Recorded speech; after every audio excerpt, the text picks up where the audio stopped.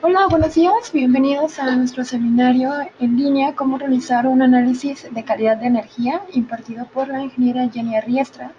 Recuerden que durante la sesión pueden realizar su pregunta, escribirla o bien levantar la mano para que su micrófono sea abierto y la realicen directamente. Bienvenidos y comenzamos, Jenny.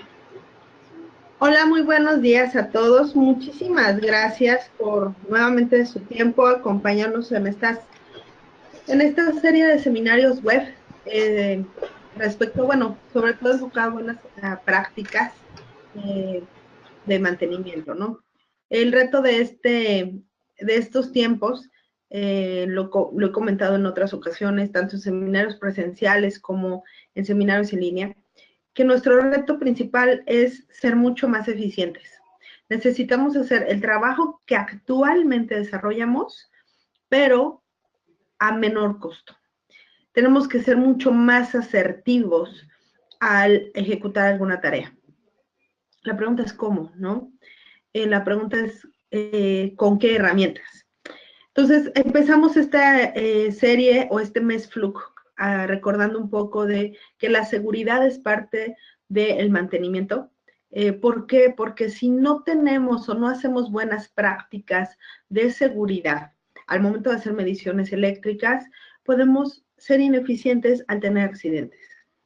Eso viéndolo del lado frío y calculador, pero adicionalmente, pues todos queremos llegar con bien a casa. Somos también un recurso invaluable, tanto para la empresa como para nuestras familias. Entonces es importante tener buenas prácticas al momento de medir.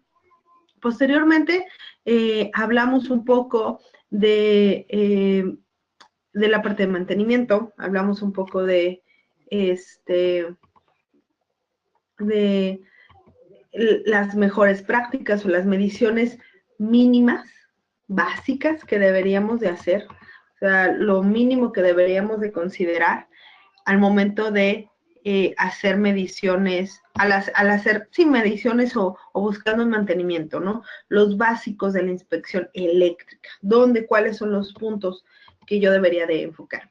Y bueno, uno de los puntos más fuertes es precisamente la parte de análisis de calidad de energía. ¿En qué momento hacerla? ¿Cómo tengo que determinar que tengo que hacer calidad de energía? ¿Por qué la tengo que hacer? ¿Cuáles son las ventajas? ¿Cuáles son las desventajas? Y demás. Bueno, primeramente, pues vamos entonces a enfocarnos a cómo realizar un análisis de calidad de energía. Nuevamente les recuerdo mi nombre es Jenny Riestra, soy la gerente regional de Fluke para la zona occidente y bueno, gracias por estar con nosotros en estas fechas que para algunos son, son de descanso o se tomaron de descanso. Pero antes de empezar a preguntarnos cómo realizar un análisis de calidad de energía, lo primero que debo de preguntarme es ¿por qué tengo que hacer un análisis de calidad de energía? ¿Qué ventajas me va a traer buscar herramientas para medir calidad de energía? Bueno, pues principalmente porque yo puedo estar perdiendo dinero en forma de kilowatts en alguna parte de mi planta y no lo sé. Pero, ¿cuáles son esas señales que sin hacer una medición pudiera yo determinar que estoy teniendo desaprovechamiento de energía? ¿Ok? Partamos en el hecho de, pues yo no hago calidad de energía, pero ¿cómo puedo determinar si sí tengo un problema de calidad de energía? Bueno, punto número 1, vamos a ver en aplicaciones eléctricas cuáles serían las alarmas o los síntomas que me pueden decir es momento de hacer un análisis de calidad de energía. Primero, que tu consumo de energía sea alto, ¿no? O que se esté incrementando en comparación a los meses anteriores. Para que nosotros podamos mejorar algo, tenemos que tener la tendencia del comportamiento del mismo. Si ustedes tienen sobrinos y de repente se los dejan una tarde, pues tú no sabes si el niño come bien o come mal, si su comportamiento hiperactivo es normal o no es normal. Entonces, tú tienes que tener un antecedente, ¿no? Entonces, igualmente la parte de consumos. ¿Cómo se estuvo comportando el consumo de energía en los meses anteriores? Si hay alguna distorsión en la red, ¿esto cómo lo podemos determinar? También cuando hay alarmas o nuestros equipos se alarman o se van a alarma, y no sabemos por qué, ¿no? Cuando encontramos sobrecalentamiento, decíamos, cuando nosotros nos enfermamos, cualquier enfermedad, infección estomacal, gripa, lo que sea, uno de los síntomas de enfermedad es la fiebre. Igualmente el motor o los equipos. Cuando se están calentando el cableado, por ejemplo, algo nos está diciendo que no está funcionando de manera correcta. En la parte mecánica, decíamos que los motores son el corazón de nuestra planta. Prácticamente el 80% del consumo de la energía se va a motores eléctricos. Entonces, ellos pueden ayudarnos a determinar qué tan bien o qué tan mal estoy teniendo mi consumo de energía. Si estos están sobrecalentando, entonces me pueden decir si necesito hacer un análisis de calidad de energía. ¿Ok? Entonces, la pregunta es, bueno, entonces en especificaciones mecánicas, ¿cuáles serían los diagnósticos? Uno sería vibración o fricción excesiva. Veíamos en el webinar anterior que podemos hacer diagnóstico de vibraciones. Fluke tiene un probador de vibraciones, el Fluke 810, que nos permite tener en tiempo y forma en campo un diagnóstico de la gravedad de la falla, la ubicación de la falla y la razón de la falla o de la vibración. Entonces, si hay vibración, entonces tenemos un problema potencial de desgaste o desaprovechamiento de energía. Cuando hay sobrecalentamiento, también, mucho lo repito, la energía no se crea ni se destruye, únicamente se transforma. Si estoy teniendo calor, es una energía ineficiente, es una energía que no se convirtió en trabajo, pero ahora se está convirtiendo en pérdidas calóricas. ¿Por qué? Porque ese calor no me va a ayudar para nada. Al contrario, cuando hay ruido excesivo en los motores, y obviamente si tienes una herramienta como termografía, esto me va a ayudar a determinar cuáles son los puntos calientes que tengo dentro de mi planta, ¿no?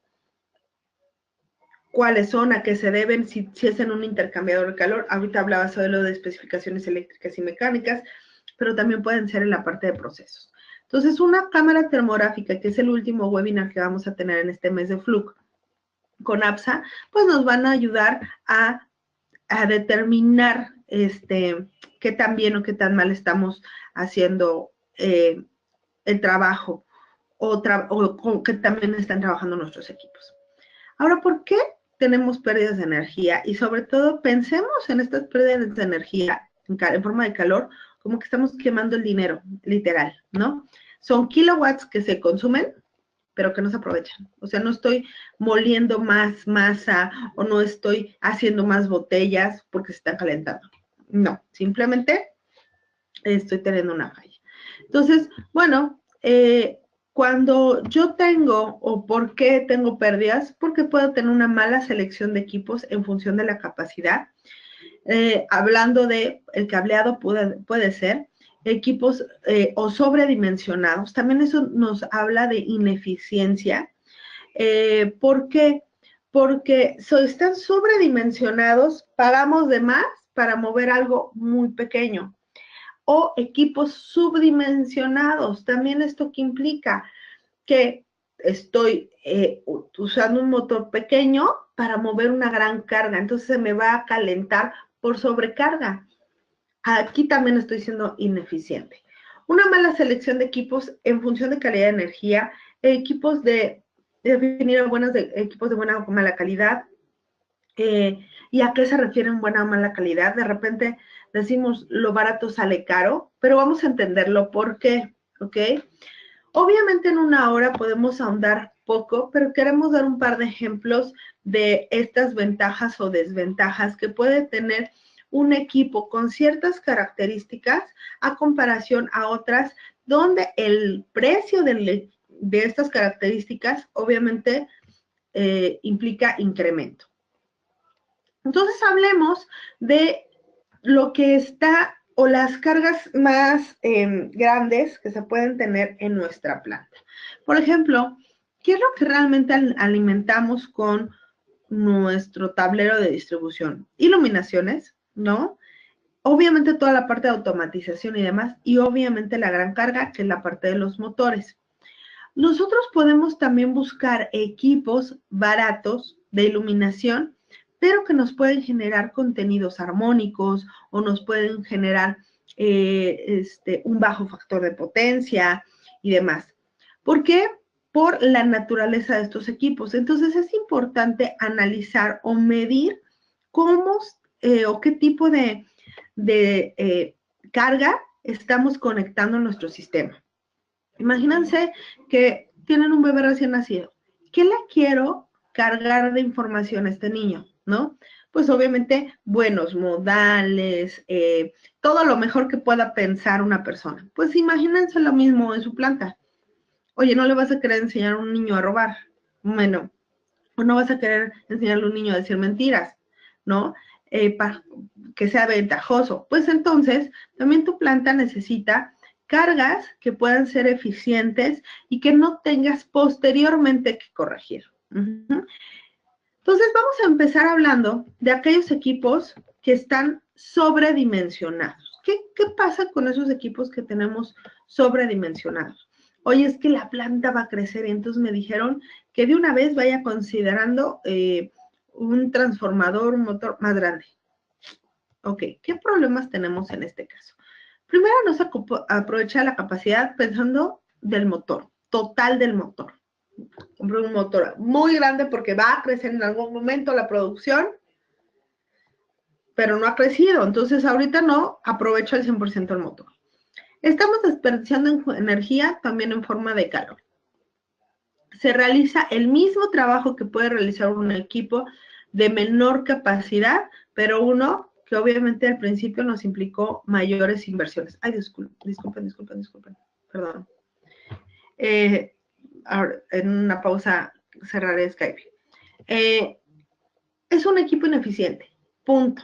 Entonces, ¿qué implicaría? Pues que yo estoy teniendo un motor muy grande, haciendo un trabajo mínimo. Entonces, también eso implica ineficiencia. ¿Cómo puedo determinar qué tan eficiente es un motor?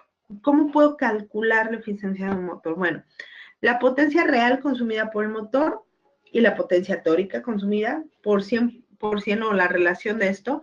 Y, por ejemplo, si cuento con un motor, disculpen, trifásico, donde dice la placa que es de 10 HP, cuya carga me está consumiendo 746 watts, pues, ¿cuál sería la eficiencia? Pues vamos a empezar a hacer un poquito de matemáticas y jugar con lo mismo. Decíamos que la potencia real consumida, que son los 746 kilowatts, y ahora pues realmente la teórica, que es en función de los HPs que también vienen en la placa. Esto me está diciendo que este motor en particular está trabajando solo al 10% de sus capacidades, o sea, es eficiente solo en un 10%.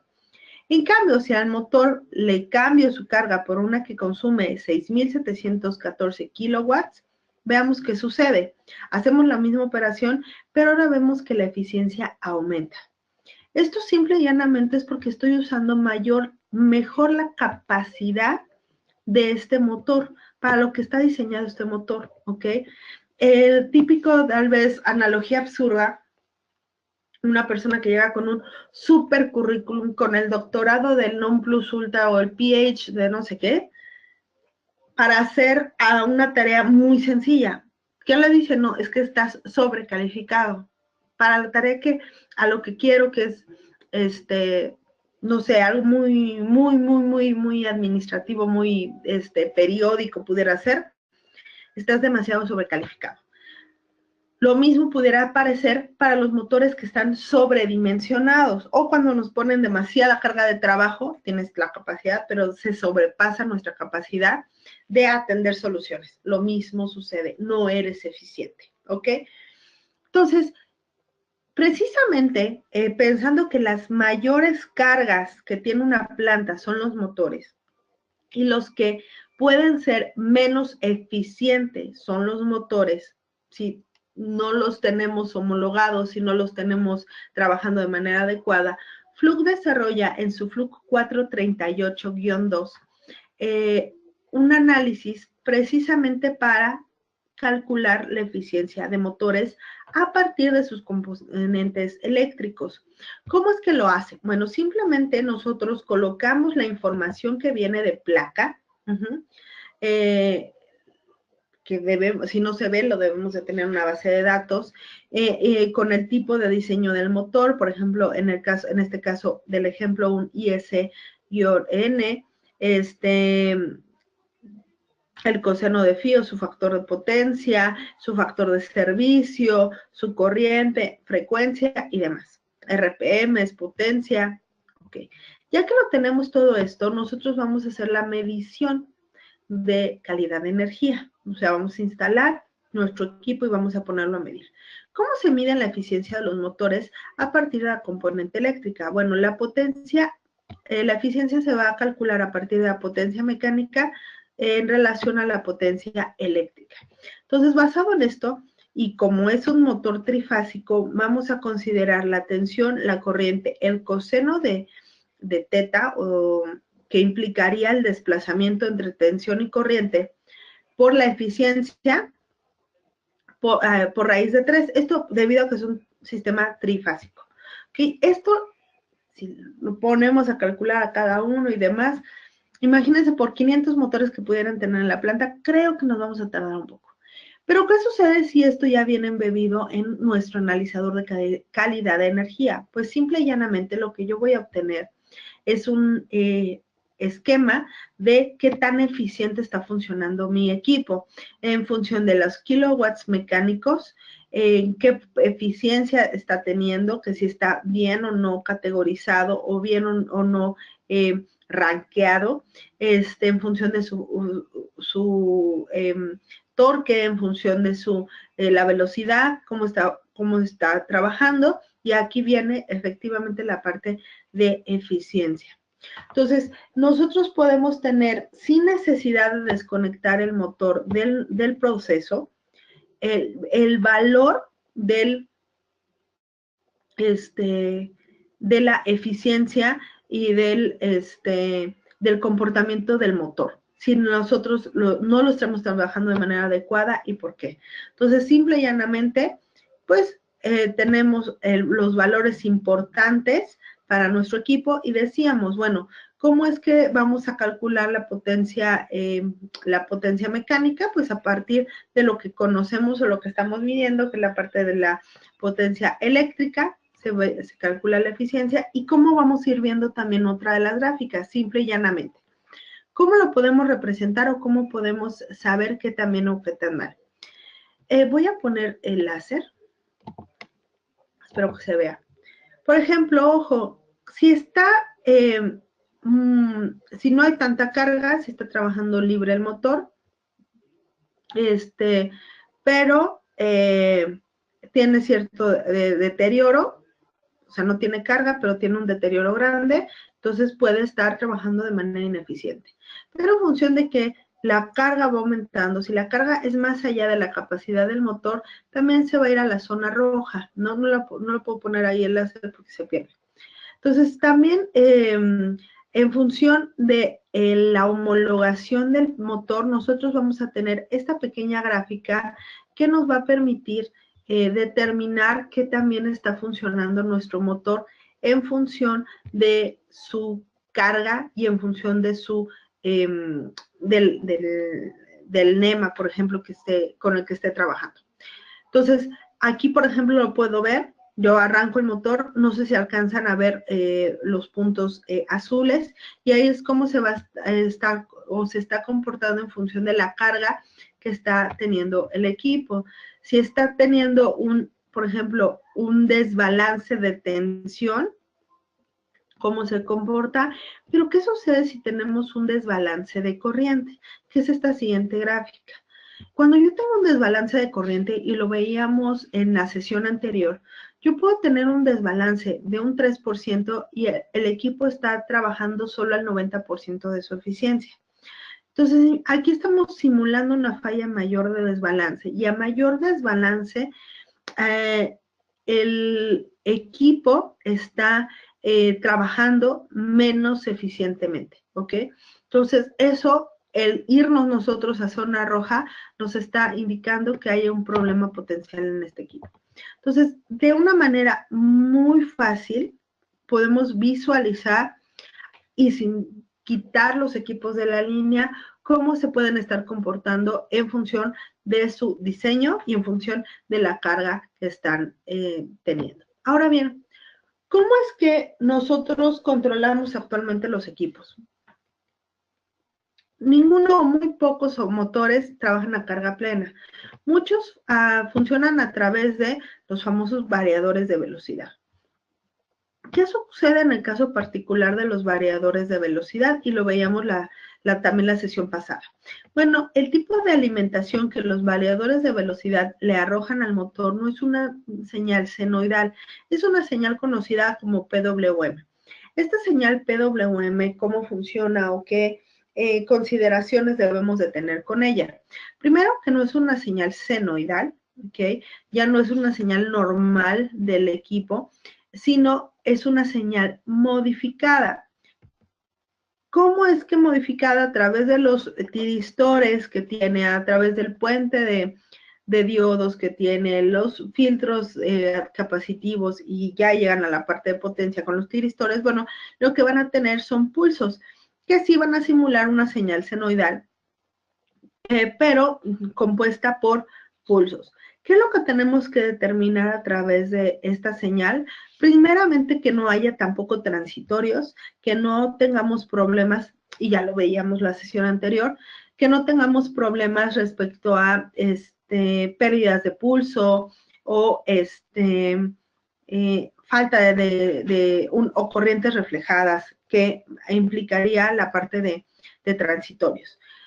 ¿Por qué estoy hablando en calidad de energía de un osciloscopio? Porque decíamos en la sesión anterior que un analizador de calidad de energía, por la naturaleza de la señal de tensión, ya no me va a permitir medir calidad de energía, porque estoy esperando una señal senoidal con el flujo 435 o 438.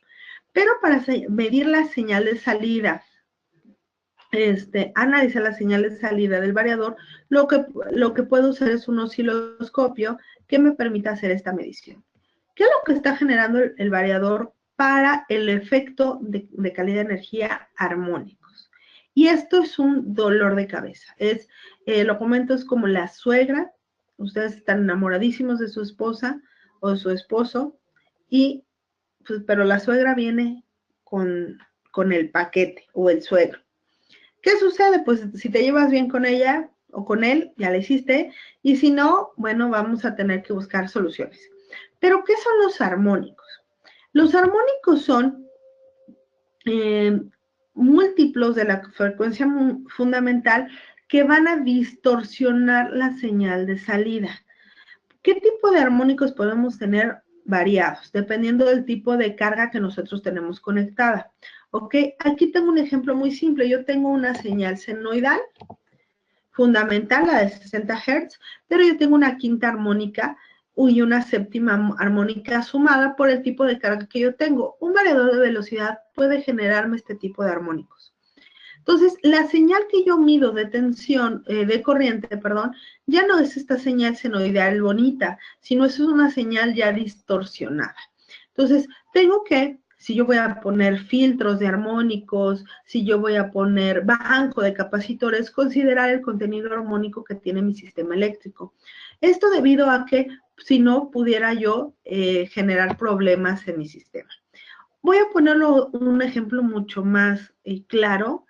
¿Cuándo voy a tener o qué se considera un armónico? Un armónico, decía, es el múltiplo de una frecuencia fundamental, que mientras pasa la frecuencia de 60 Hz, pasa un ciclo de la frecuencia de 60 Hz. Si estoy hablando de la quinta armónica, van a pasar 1, 2, 3, 4, 5, cuando arriba nada más pasó 1. Igual, hablando lo mismo, similitud respecto a la séptima, novena, onceava, la armónica que queramos. Entonces, por eso tenemos una señal con esta distorsión armónica, con la que tenemos que vivir, con la que nos tenemos que enterar. Podemos eliminarla, sí, a través de no tener cargas que nos generen estos armónicos. ¿Cómo lo podemos hacer y por qué lo estoy hablando precisamente ahorita en la parte de variadores de velocidad? Bueno, porque también los variadores de velocidad pueden venir con filtros de armónicos que van a evitar que este tipo de distorsiones lleguen a nuestro sistema eléctrico. Pero, ¿en qué afectan en realidad toda la parte de armónicos? Bueno, si yo tengo armónicos y no los considero y no los quiero remediar, uno de los factores que me pueden mostrar que tengo un problema es precisamente el factor de potencia. ¿Por qué? Porque los armónicos, esta es la señal de tensión, esta es la señal de corriente y esta es la señal de potencia. Potencia idealmente se calcula multiplicando tensión por corriente y entonces yo voy a tener esta señal de potencia, donde yo puedo calcular la potencia en ciclo positivo, que es de 138 watts, y la potencia en ciclo negativo, que es el mismo valor, lo cual me implicaría que son 0 watts totales. ¿Qué implicaría que tengo un muy bajo factor de potencia? ¿Por qué? Porque simple y llanamente yo no estoy teniendo eficiencia al momento de hacer mi trabajo, o de hacer el trabajo del motor, o el sistema esté haciendo un trabajo. Ojo, me pueden decir, oye, eso no tiene nada que ver, Virginia, porque el factor de potencia se calcula a partir del coseno de phi.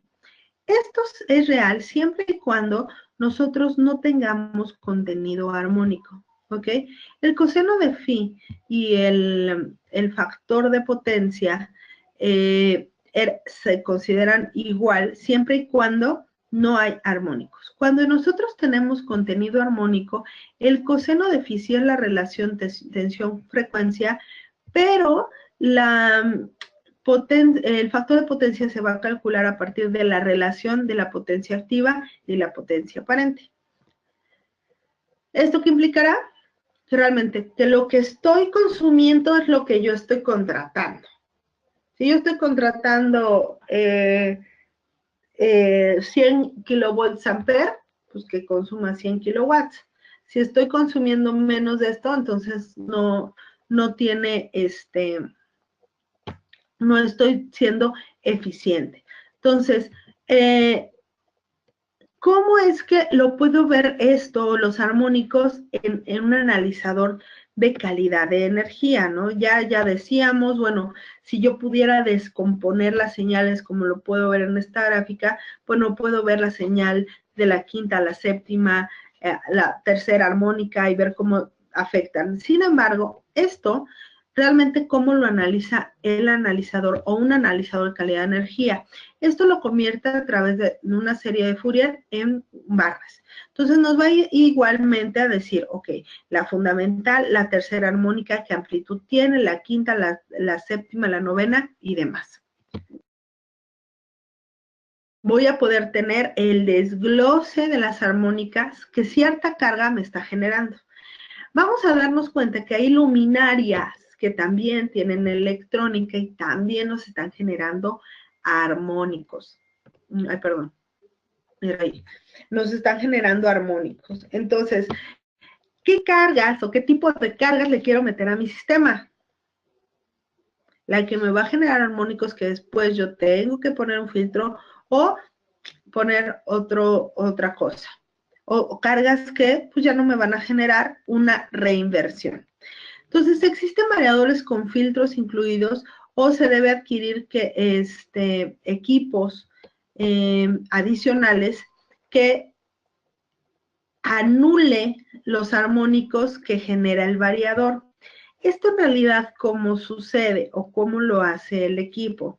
Simple y llanamente mete el mismo armónico, pero 180 grados de pasado. Entonces, no es que los borre mágicamente, no. Los anula matemáticamente, ¿ok? Entonces, dependiendo del tipo de armónico que nosotros estamos teniendo en el sistema, pues va a ser el tipo de filtro que nosotros debemos instalar.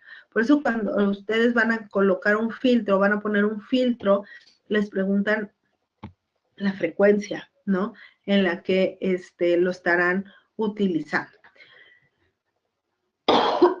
Disculpen. Entonces, también los armónicos, decía, va a afectar a lo que es el factor de potencia.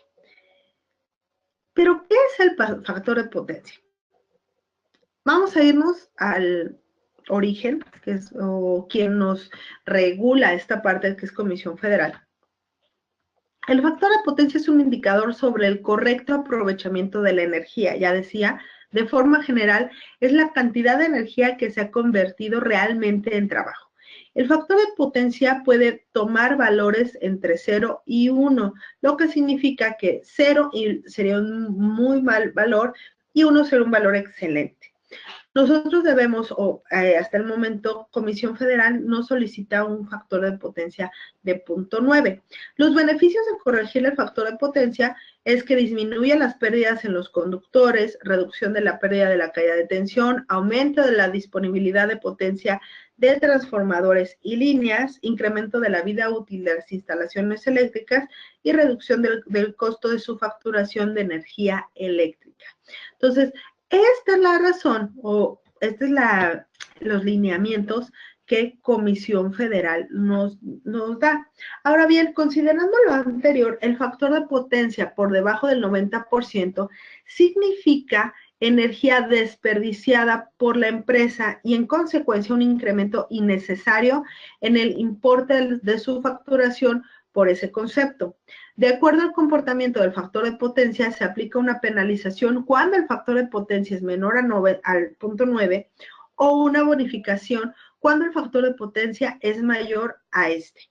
¿Cómo lo calcula Comisión Federal? Ustedes que quieren decir, ay, ¿cómo puedo obtener una o calcular cuánto es la penalización que estoy teniendo o la bonificación que estoy teniendo? Aquí vienen las fórmulas sacadas de la página de Comisión Federal.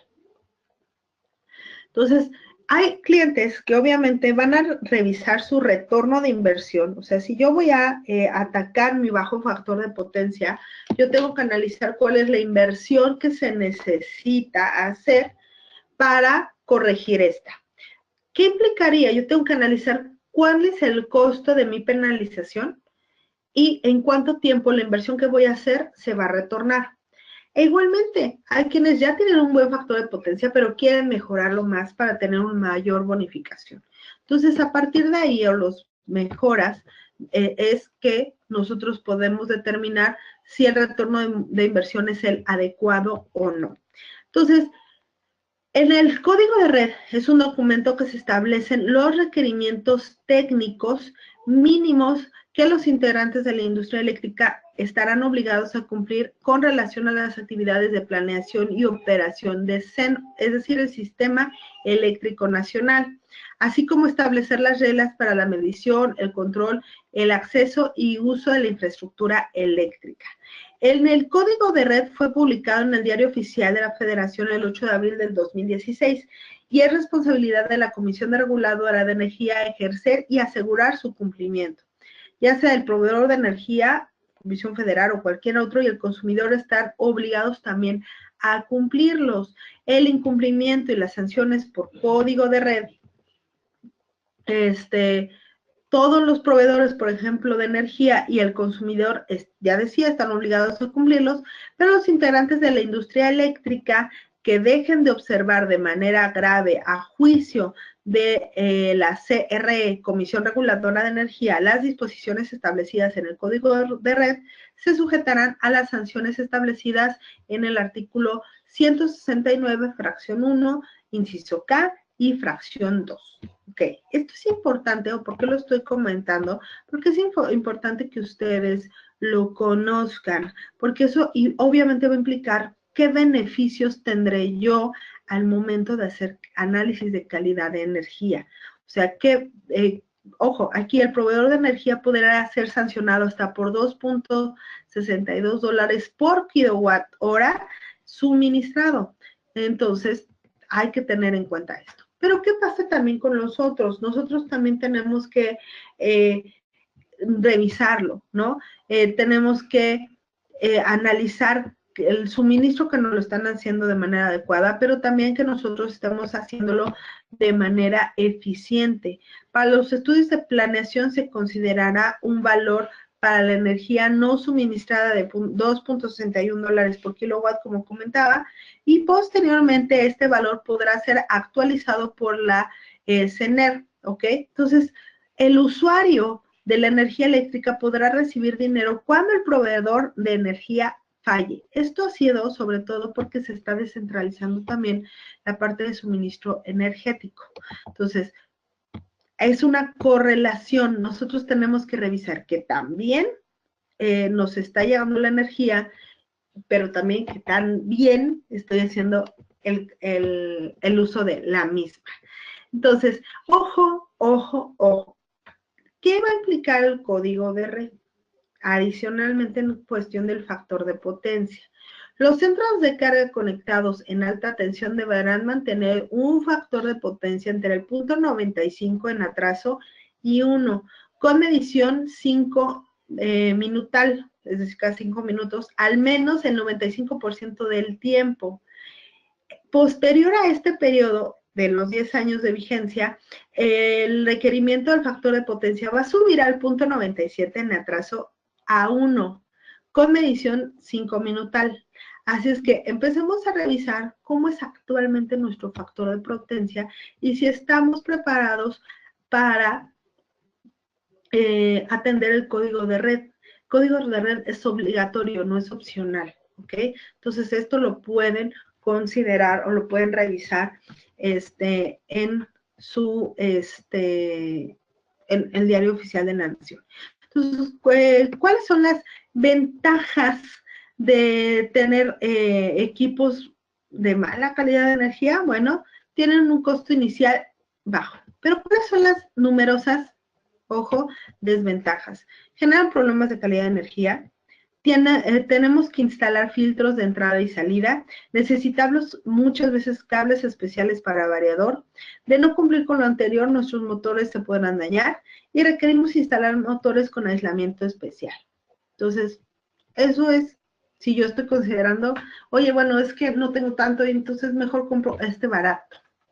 Tengan mucho cuidado con esta parte de qué tan barato sale realmente lo barato.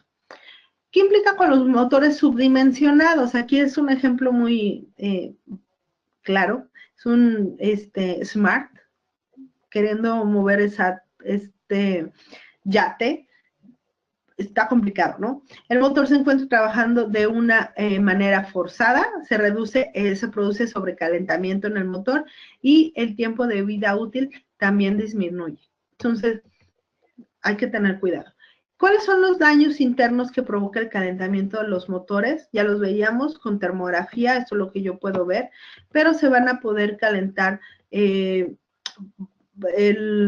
calentamiento del motor, alimentación con alto contenido armónico. Esto puede, si yo estoy alimentando el motor con alto contenido armónico o con sistemas con alto contenido armónico, también pueden generar sobrecalentamiento, rozamiento interno, desbalance en las fases. Todo eso puede generarnos calentamiento en los motores. Entonces, regreso, si tenemos cámaras termográficas, me va a ayudar a determinar si necesito hacer un mantenimiento. Entonces, tenemos que detectar los síntomas que pueden presentar los motores antes de que estos puedan fallar, porque además, otro de los indicadores de que tenemos que hacer calidad de energía es que hayamos tenido muchos paros a lo largo del último año o los últimos 2 años. Entonces, ¿qué me van a decir? ¿Cuáles son los síntomas para revisar la parte de los motores? Sobrecalentamiento, ya decía, lo puedo revisar con termografía, vibraciones, que también tiene una solución con el 810, ruido, o sea, si ya es audible el problema, ya tengo un problema grave. Consumo excesivo de corriente eléctrica, también decía de la corriente de arranque, una baja resistencia de aislamiento, esta parte de medición de resistencia de aislamiento, esto ya me implicaría que voy a tener que hacer un paro de mi máquina. ¿Cómo puedo evitar el fallo? Que esa es la parte que nosotros necesitamos enfocarnos.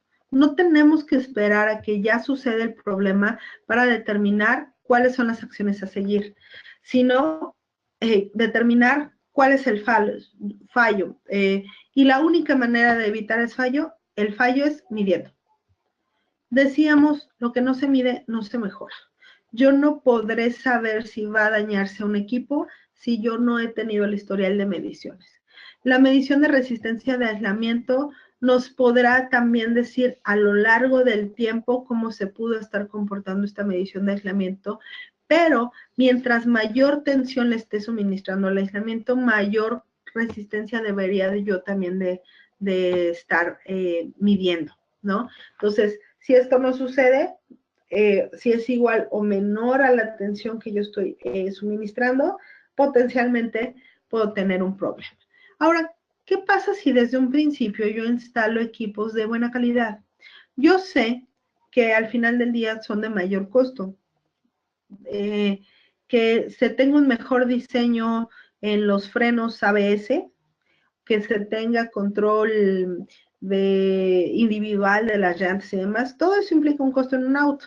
Por lo mismo en los equipos eléctricos que suministro o que se conectan a mi planta. Las ventajas no generan problemas de calidad de energía, no tenemos que instalar filtros, es decir, no tenemos que hacer correcciones posteriores. El factor de potencia de entrega que entregan es alto y las desventajas que tienen un costo inicial más alto. Ojo, esto nos va a implicar el evaluar el retorno de inversión. Actualmente, ¿cuánto estoy pagando por los equipos que actualmente estoy instalando? ¿Cuántas reparaciones tienen al año?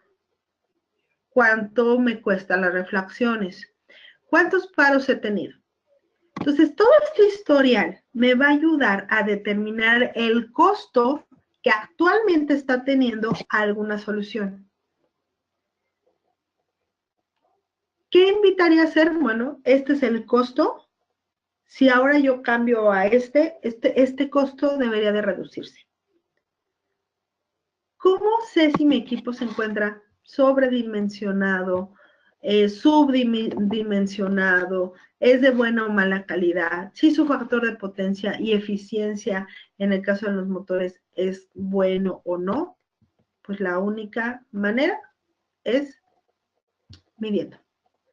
Lo que no se mide, no se mejora. Entonces yo tengo que ir llevando el historial de las mediciones a lo largo del tiempo para que yo pueda determinar si necesito corregir o no algún problema.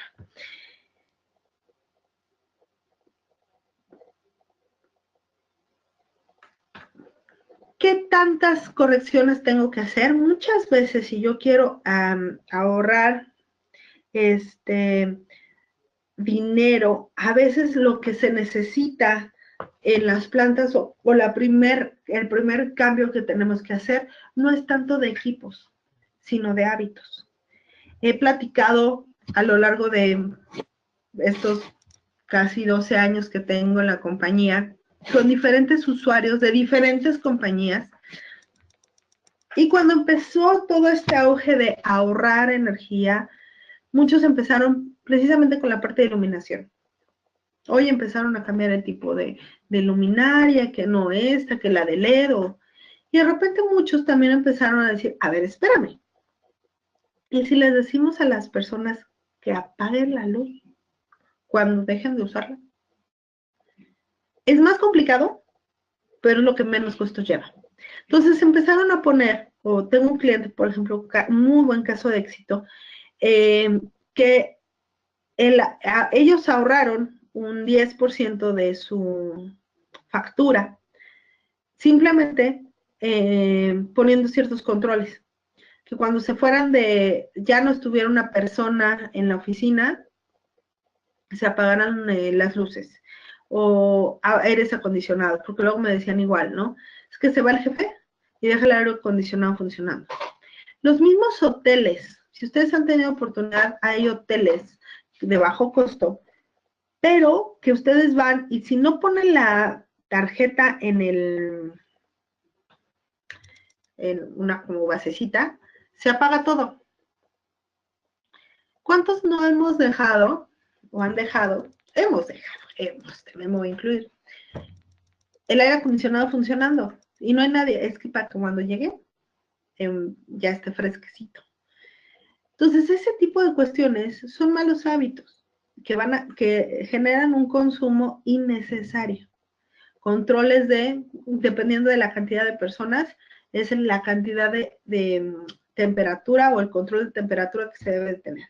Entonces, también cambios de hábito hasta de accionamiento de máquinas. En qué momento arranca una máquina y en qué momento arrancan otras, para que también la demanda pico no sea tan alta. Entonces, pero eso, ¿cómo lo determinaron? A partir de la medición. ¿Cuáles fueron los tiempos o los momentos o los equipos que más le consumen? ¿Cuáles fueron las mejores soluciones de equipos a instalar? Midiendo. En los seminarios presenciales que tenemos de calidad de energía, hemos hecho mediciones con diferentes iluminaciones y hemos visto si realmente son de alta eficiencia, y si sí son de alta eficiencia, de alto factor de potencia, perdón, qué tantos armónicos nos arrojan al sistema, ¿ok? Entonces, esas cosas las podemos revisar o se pueden revisar en los seminarios presenciales, que por cierto les comparto en San Luis Potosí va a haber uno de osciloscopios, enfocado en la parte de mediciones que yo puedo realizar con la parte de osciloscopios, en las que un analizador de calidad de energía está limitado.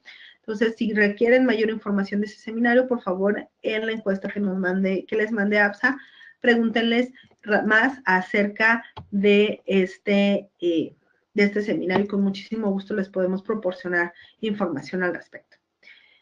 Bueno, prácticamente ya el tiempo nos está viniendo encima.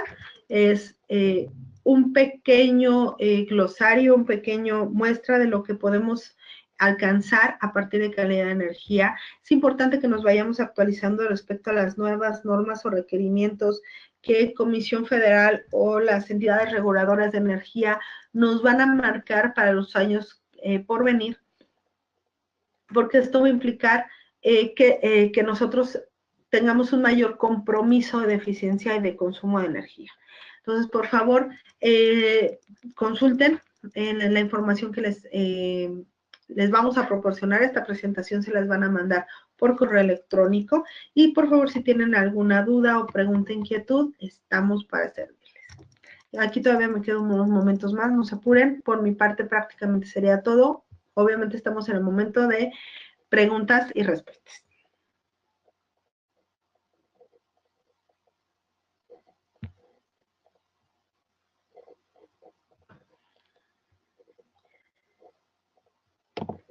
Ok, Francisco Javier López pregunta: Ingeniera Riestra, gracias, espero la presentación por email. Bueno, nada más piden que se mande la presentación por correo. Les comento, al finalizar el seminario el día de hoy reciben lo que es la presentación y también un link para que puedan volver a escuchar este seminario.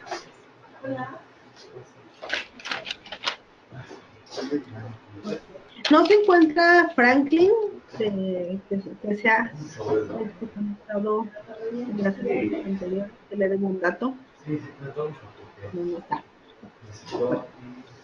Me tardé 2 sesiones, en la tercera ya le conseguí el dato, pero se lo mando por correo. Por favor, si tienen alguna duda, mándenosla. Sí, la presentación, como comenta ayer, se las vamos a hacer llegar por correo electrónico para que la consulten con calma. También les recordamos que en la página de internet de Fluke ustedes van a poder encontrar información respecto a notas de aplicación, qué alcances puedo tener con calidad de energía y demás, para que ustedes puedan ir a consultar. ¿Alguna otra pregunta?